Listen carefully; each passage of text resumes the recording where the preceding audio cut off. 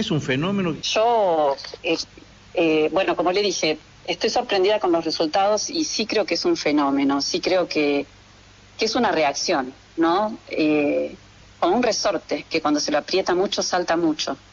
Creo que la sociedad está reaccionando y los que tomaron la dirección de esta reacción son los jóvenes, que se animan un poco más, que tienen menos temores, menos preocupaciones que los adultos y más ganas, y son los que están liderando este cambio, este deseo de cambio y contagiando, ¿no? Porque primero empezaron los jóvenes, pero luego fueron contagiando a toda su familia, porque muchos adultos me comentan eso, ¿no? Y yo al principio no quería saber nada con este personaje, pero de a poco mis hijos me hicieron ver que es la forma, que es el camino. Así que bueno, el fenómeno es ese, es la reacción a tanto socialismo durante tantos años, que no condujo a nada, o mejor dicho, que nos condujo a un estado malo, a un país pobre, a muchas necesidades sin cubrir, y bueno, y una reacción en contraposición hacia el liberalismo, en cabeza de Javier Milei, y acompañado por los jóvenes, principalmente por los jóvenes, lo cual es una alegría, ¿no? Porque uno piensa que, o sea, yo como persona que siempre tuve un pensamiento liberal, lo que pienso es que, bueno, ya estamos prácticamente muy cercanos a tener posibilidades de llegar a la presidencia, pero si no la hubiera, va a ser en el futuro, porque estos jóvenes ya tienen un pensamiento liberal instalado, ya ellos saben lo que estamos hablando cuando hablamos de libertad. Entonces ellos son el futuro, si no es ahora, será la próxima, pero creo que vamos hacia un país más libre, hacia un país que abandone las ideas del asistencialismo, que alguna vez nos prometieron que iba a ser la solución para todos, y una solución inclusiva, y no lo fue. Así que bueno, lo veo con mucha expectativa este fenómeno, o sea, contenta de que pase, contenta que pase. Le decía, su profesión, licenciada, ¿de qué es? Yo soy licenciada en Economía. En Economía. En Economía. Yo soy egresada de la Universidad de Buenos Aires. ¿Estamos en el horno? ¿Estamos en la hiperinflación ya o no? ¿O estamos o ya estamos ya? Porque bueno, hoy la azúcar subió 300 pesos en 5 días, licenciada. Sí, es mucho. Yo creo que, o sea, no hemos llegado a la hiperinflación, pero si no se toma alguna medida, si el gobierno no hace algo, si el gobierno el actual, el responsable de la política económica, no el que viene, no toma alguna medida que demuestre que va a parar de emitir, porque no está entendiendo que la emisión genera inflación. Entonces están emitiendo y bueno, y la inflación es un hecho, una consecuencia que ni siquiera se podría controlar inmediatamente. Es decir, nosotros sabemos que ahora estamos pagando, ahora tanto en Argentina como en el mundo, las consecuencias de la inflación que generó los gastos extraordinarios que hubo con la pandemia. Es decir, hasta se espera que la inflación, que los hechos de las medidas de gobierno que generan inflación provoquen esto hasta 18 meses después. Entonces, estamos en el horno, estamos en una situación muy complicada. Creo que cual sea el próximo gobierno, va a tener que enfrentarse a medidas drásticas porque ya nos llevaron al borde del precipicio. Entonces ahora hay que tomar alguna medida drástica para salir, ¿no es cierto?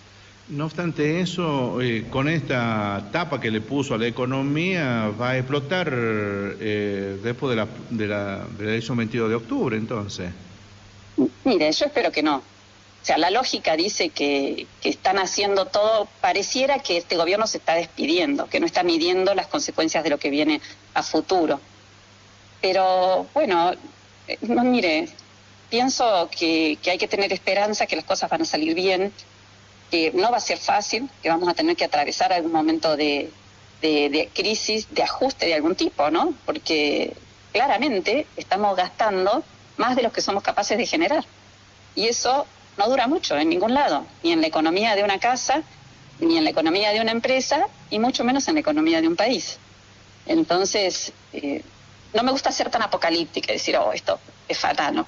Prefiero mirar al futuro con esperanza, pero tampoco puedo ser incrédula o tampoco puedo ser ingenua y decir que todo va a ser color de rosa. No, hay que tomar medidas, hay que hacer ajustes, y hay que tratar de que esos ajustes tengan un destino, un objetivo, un punto final que sea de cambio, que sea bueno, no ajustes para seguir empeorando, porque también puede pasar, ¿no? Si no hacemos los cambios profundos que el país necesita, podemos tener procesos de ajuste y simplemente ser más pobres, como le pasó a Venezuela, conocemos, ¿no? Conocemos la realidad de otros países, o como les pasa a otros países del continente, que sin estar en la situación en que estamos, a lo mejor no tienen inflación, pero viven un nivel de pobreza que también es bastante acuciado.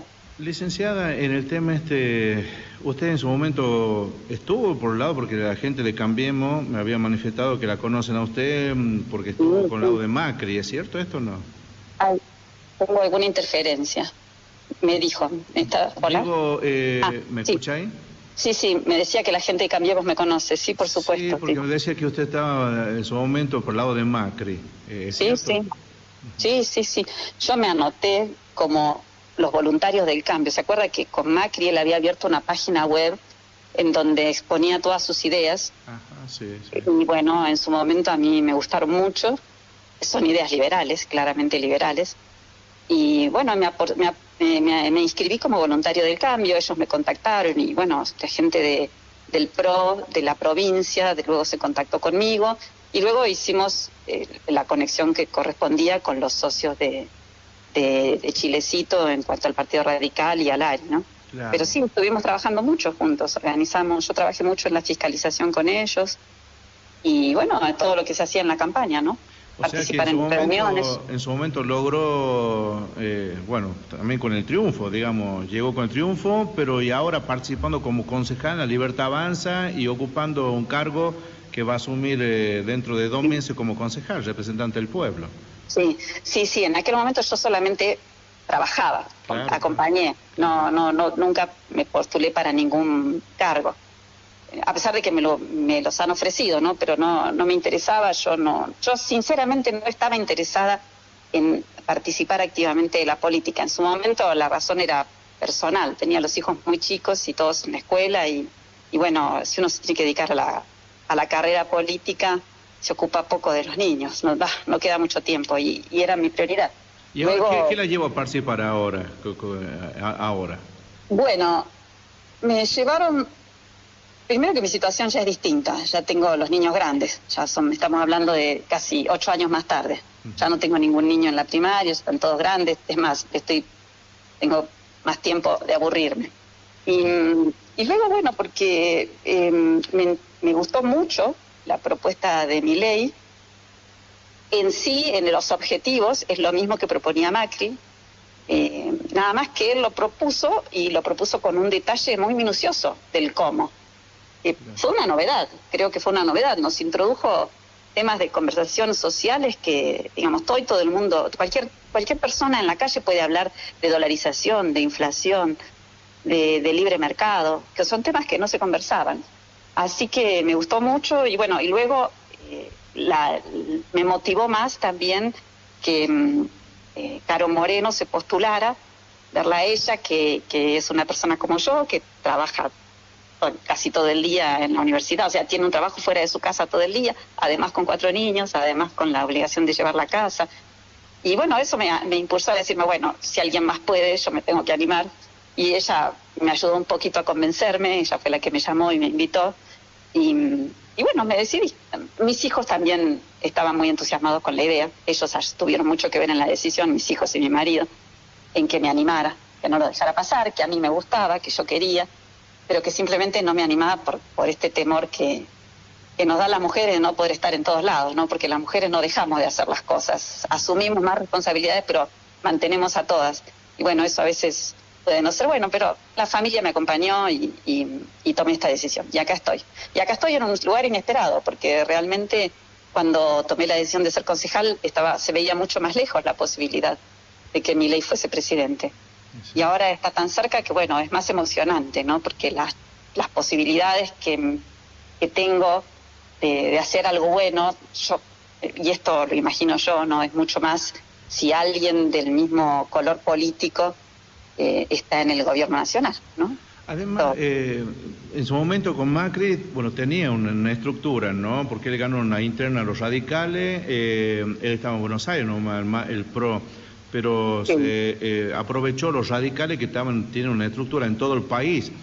Y acá hablaba con Fernando Escalé, que seguramente usted lo conoce, un dirigente peronista y concejal, y él me manifestó como peronista tiene miedo al exitismo, porque él vio que ustedes, y es cierto, no tiene una estructura, también lo decía Francisco Sabre, no tiene una estructura, nada, ustedes solitos lo veíamos en un grupo minúsculo, nada, uno decía, pero ¿de quién hacen esto acá?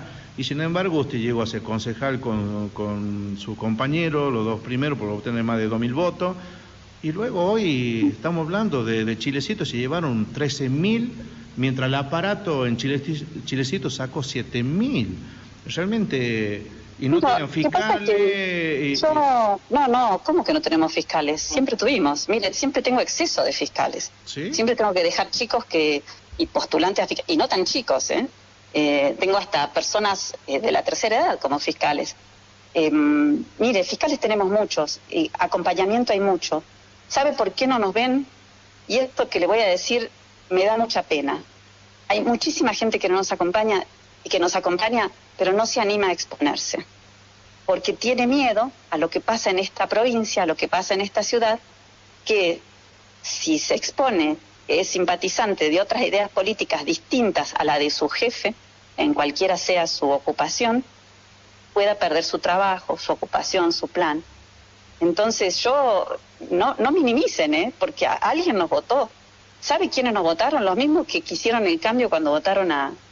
Esta es mi idea, no lo sé quiénes nos votaron, pero quiero decir, de la misma manera que Macri tuvo una respuesta muy grande en la primera presidencia, cuando usted dijo, cuando yo empecé, digamos que usted me dice, llegamos al éxito, sí. Esa necesidad de cambio, acá el chileciteño no cree que está bien lo que está haciendo el gobierno, estos 40 años de gobierno peronista y a donde nos han llevado. Es decir, el riojano no está conforme con lo que nos están dando. Lo que pasa es que han generado las redes, han generado la ley de lemas, las formas de no soltar el poder. Han generado esto de hacer, por ejemplo, la elección separada de la nacional, poner a la provincia en un gasto enorme para asegurarse que podían poner en funcionamiento todo el aparato político provincial y llegar al resultado que necesitaba, abriendo 40 listas de concejales en un lugar como Chilecito. Es decir, han utilizado todos los mecanismos para quedarse en el poder. Pero la gente no está contenta con eso, no está contenta ni con la forma en que llevan el gobierno, ni la forma en que está la provincia, ni la economía de la provincia, ni la salud de las provincias, ni la educación en las provincias. Usted mismo hizo una nota los otros días en donde un chico de la escuela normal le decía que él quiere que haya mejor calidad de educación y que las escuelas sean más estrictos con los jóvenes. A mí me llenó de orgullo ese chico, porque él mismo pidiendo, por favor, exíjanos más, dennos más. Todo eso, toda esa disconformidad está presente, pero claro, la gran mayoría de la población de Chilecito está de alguna manera, directa o indirecta, comprometida con el gobierno y no puede exponerse porque sabe que vienen las represalias. Fíjese qué poca libertad tenemos, y eso los jóvenes también lo saben, y eso los jóvenes es lo que más sufren, lo que más les duele, saber que sus padres no se pueden expresar libremente por miedo a perder lo que les da sustento en la familia. Perder la libertad es muy feo. A lo mejor nosotros, los adultos, que pasamos tanto tiempo, es como vio el sapo que lo ponen en el agua y sí, cree que se está bañando y lo están cocinando en una sopa. Bueno, hay un cuento que no sé si es un sapo o qué bicho, pero bueno, la cuestión es que creo que los adultos hemos vivido esto. La mayoría de los adultos ha acompañado este proyecto allá en sus inicios y de a poco, a la larga, se dio cuenta que era solo relato y que de relato nunca pasaba a la realidad y que cada vez estábamos más empobrecidos, pero no tiene salida, porque está atrapado en que de a poco todas las empresas riojanas se fueron yendo, se achicó el parque industrial de La Rioja, se cerraron cantidad de bodegas y cantidad de empresas aquí en Chilecito. Entonces, ¿dónde puede trabajar uno? ¿Qué puede hacer? ¿Qué tiene que hacer? ¿Irse a dónde? No me quiero ir a ningún lado, este es mi lugar. Entonces, bueno, conseguí este puesto, cuidémoslo porque de esto vivo. Ahora, que esa situación no es la que le gusta al riojano. Entonces, a mí creo que los primeros responsables son los políticos riojanos que nunca pudieron ver que la gente no está conforme. O sea, que porque se rodean de aplaudidores, se la creen. Muy grave eso, o sea, como muy limitado. ¿Cómo? Si sabes que estás pagando a los aplaudidores, tenés que saber que son extras, que los contrataste y que te están aplaudiendo porque les pagaste, no porque sienten de corazón. Y cuando pueden expresarse libremente, hacen esto. Esa es mi conclusión, ese es mi análisis. Tampoco soy experta, pero bueno. Esa espontaneidad de los jóvenes es sorprendente, Giselle. Es sorprendente, es sorprendente. Pidiendo que les exijan un poco más, ellos saben que están perdiendo grandes oportunidades. Bueno, además, desde que todos tenemos un celular, desde que el celular llegamos a cualquier lugar del mundo y que tenemos la posibilidad, ellos entienden qué es lo que hay en otros lados y qué es lo que nosotros no tenemos. Ellos ven, ellos tienen mucha más información que nosotros. A mí mis hijos me ponen al tanto de las novedades políticas. Es decir, ellos están en las redes, no sé en qué momento, pero se las ingenian para estar en Twitter, en todo, en Facebook, en Instagram, y están al tanto de todo, y de temas que yo ni siquiera se me ocurre pensar. No obstante eso, lo que acaba de mencionar usted, los políticos hoy invaden las redes y es contraproducente para ellos mismos, ¿no? Porque leyendo un informe de un sociólogo de la Universidad de Buenos Aires, hacía mención que no es la red social donde creció Milei, sino es la realidad. Esta realidad que usted comenzó como economista es lo que mata relato. La gente va a comprar y no le alcanza la plata. La realidad mata relato, la realidad mata el relato. Mire, nosotros empezamos en crisis, bueno, hace mucho, porque cuando, en el momento que se empezaron a cerrar las empresas y nadie reaccionaba y estaba bien, si yo llegué acá en el 2001, llegué a Chilecito en el año 2000. Perdón, el primer viaje lo hice, yo vivía en Buenos Aires, el primer viaje lo hice en el 99. En el 2000 fue el año de la crisis de La Riojana.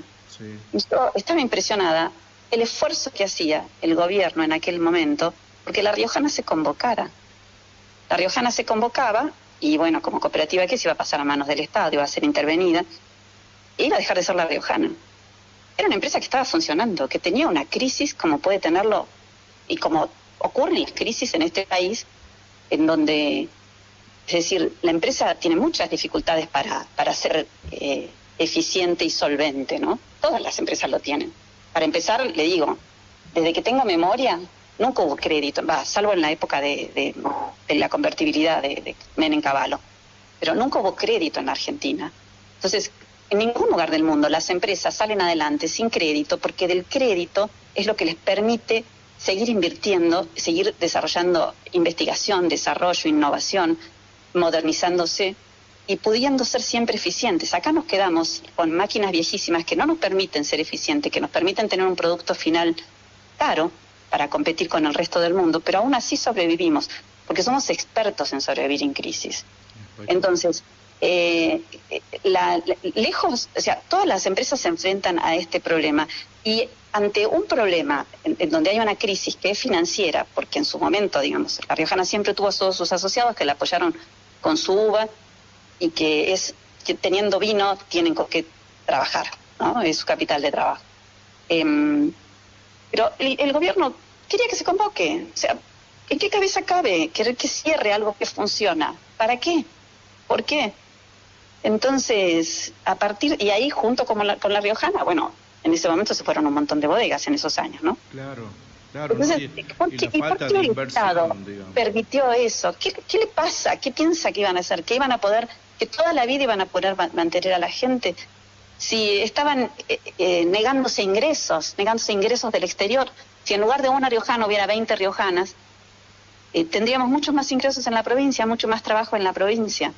Pero no lo ven los políticos, no lo vieron, o sea, o vieron el afán de no tener gente capaz de valerse por sí misma.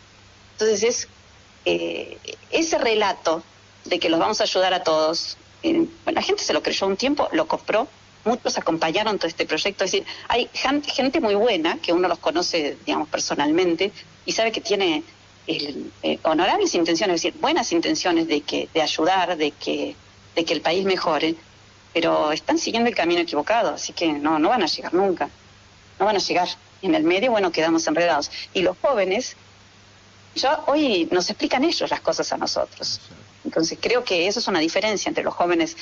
Es decir, nosotros teníamos mucho más necesidad de lo que conocíamos. Es decir, bueno, las redes, digamos. Las redes y la comunicación. Y bueno, y Milei puso sobre la mesa, con las palabras crudas con las que él lo dice, duras, groseras, que nos están estafando hace muchos años. Y eso es cierto, nos están estafando hace muchos años.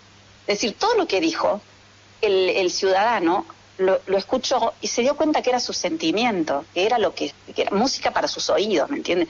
Es cierto lo que me dice, que yo tengo toda esta dificultad, pero mi vecino, y acá en una sociedad chica se ve más, mi vecino que está metido en el gobierno no tiene ninguna dificultad, vive en una realidad paralela, sus hijos no se enteran de lo que es que te falte un peso, y los míos sí. Entonces, no es que alguien nos contó y nosotros nos creímos una mentira. Nos estaban relatando con lujo de detalles lo que nosotros estábamos viviendo. Y bueno, este es el resultado. Milei instaló temas muy claros y cuando habló de la casta política, creo que todos entendimos a qué se refería. Creo que, es decir, mire, Daniel, no hay persona con la que yo hable en privado que me niegue estas cosas. Es decir, la gente me puede decir que no entiende cómo va a ser Milei para llegar al objetivo que está planteando. Pero nadie niega que ese es el objetivo que hay que seguir. No obstante eso, licenciada, no solamente son los jóvenes. También me sorprende que hay gente de edad que me dice, por ejemplo, empleados municipales que no se quieren jubilar porque pierden la mitad de su sueldo y votan a Milei. No estamos hablando de los jóvenes, estamos hablando de algo vertical, horizontal, no vertical. Afecta a toda la sociedad. Sí. Creo que como le dije antes, empezó con los jóvenes, pero los jóvenes fueron transmitiendo a su familia y haciendo un trabajo que, bueno, en ese sentido sí lo he conversado con ellos. O sea, a mí miren, a nosotros nos llaman de manera privada. Es decir, si nosotros proponemos una reunión en el parque, tenemos, no sé, 25 personas. Ahora, si la reunión la hacemos en privado, somos más de 50. Y además hay gente que nos llama para pedirnos, bueno, en su momento votos, para hacernos preguntas, para comunicarse y decirnos, mire, los queremos apoyar, pero no nos podemos exponer. Mucha gente grande, gente con trabajo firme, gente con digamos, un empleo de profesional que realiza, digamos, no un ñoqui, ¿no? Para establecer esta diferencia. No es una persona que tiene un trabajo que se valora y que lo está realizando bien, pero no se anima a exponerse. Y es muy feo. Bueno, esa gente nos está apoyando porque entendió todo lo que le está pasando, todo lo que relata Milei a los gritos, desencajado y con los pelos revueltos, es lo que le pasa a la gente. Y bueno, esto es el resultado. La gente está votando o queriendo llegar a ese cambio.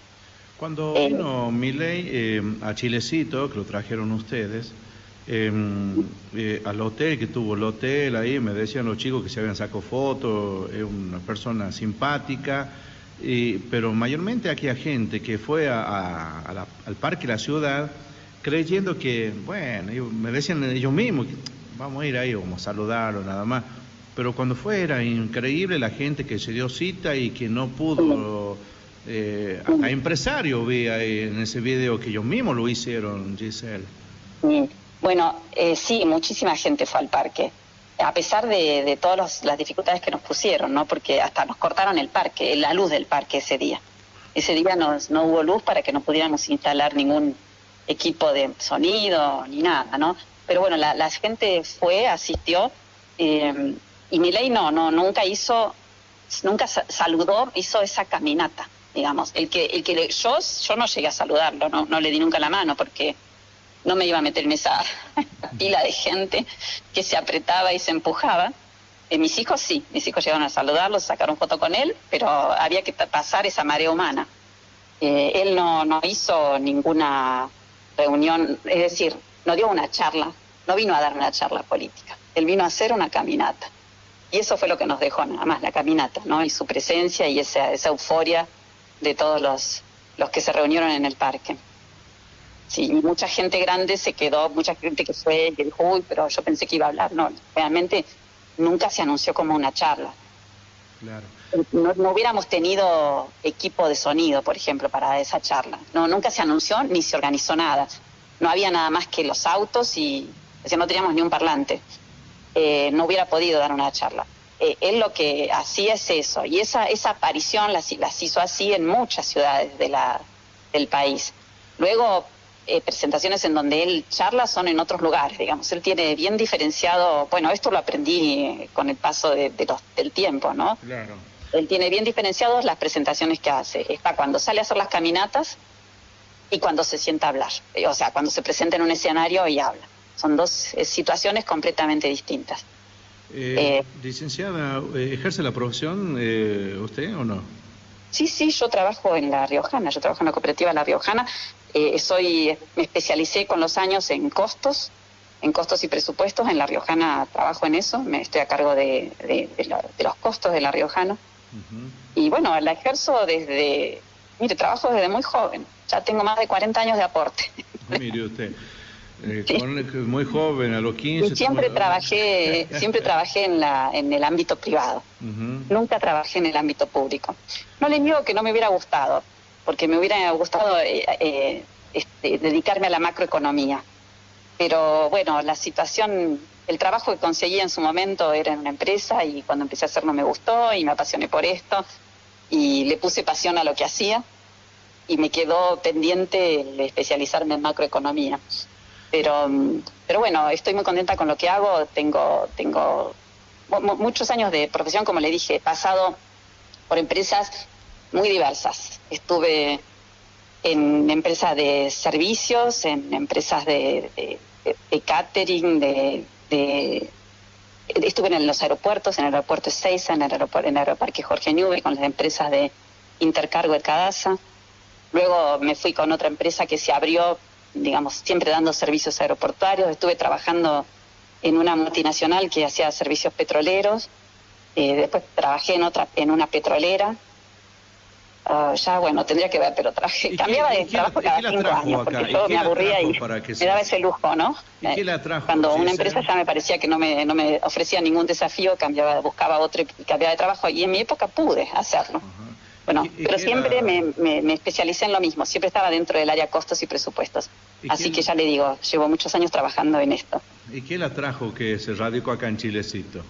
Sí, yo empecé a trabajar para La Riojana, en la sucursal que ellos tenían en ¿Buenos Aires? En Ciudadela, en Buenos Aires, claro, en Ciudadela, ahí cerca de la calle Gaona.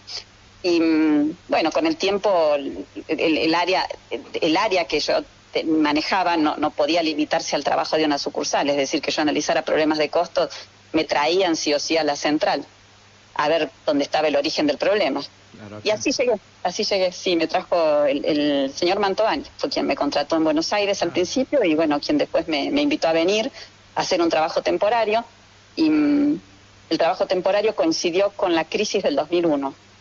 Bueno, la crisis nos hizo suspender el trabajo que yo venía a hacer y bueno, en el medio lo conocí al papá de mis hijos y ya hice otro proyecto.